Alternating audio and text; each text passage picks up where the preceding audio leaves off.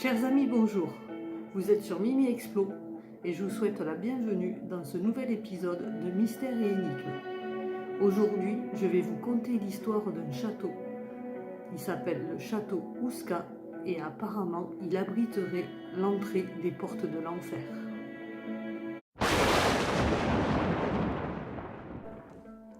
Cette forteresse se situe en République tchèque, à une cinquantaine de kilomètres de Prague, au sommet d'une colline entourée de bois, dans une région assez peu connue et sans intérêt stratégique. Le château semble dépourvu de toute fonction. Il date du XIVe siècle, a connu plusieurs propriétaires. Il fut rénové durant la Renaissance pour ensuite tomber en ruine au XVIIIe siècle. Aucune destinée royale pour ce château.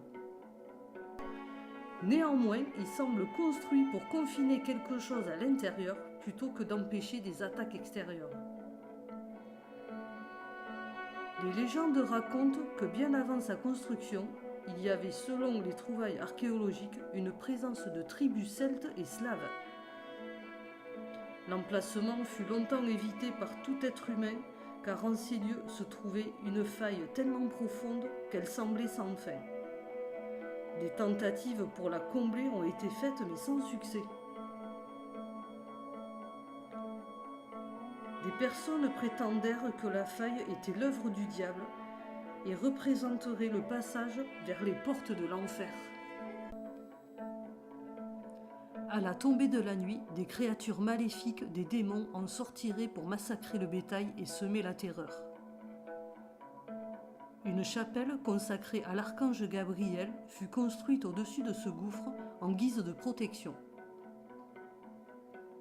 Certaines personnes étaient curieuses et intriguées de savoir si la légende était vraie. Un jour, un puissant duc qui brûlait de découvrir le secret de la mystérieuse porte des enfers proposa à un prisonnier d'aller explorer le puits et de lui faire un rapport de tout ce qu'il verrait en échange du plein pardon de ses fautes et de sa liberté. L'homme y consentit. Attaché à une corde, il fut descendu dans le puits, mais arrivé à une certaine distance, il se mit à hurler de la plus terrible des manières. Les hommes du duc le ramenèrent immédiatement à la surface et ils constatèrent avec effroi que le malheureux semblait avoir vieilli de 30 ans. Son visage, autrefois lisse, était maintenant couvert de rides et ses cheveux étaient devenus tout blancs.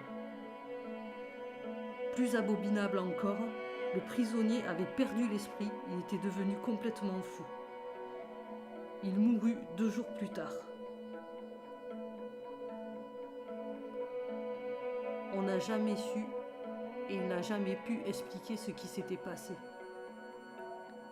Certains affirment que d'autres tentatives ont été faites.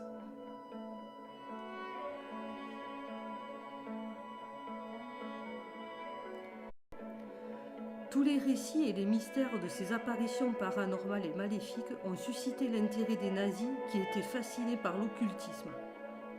De 1939 à 1945, le château servit de lieu pour des expériences pas très catholiques, si je peux me permettre.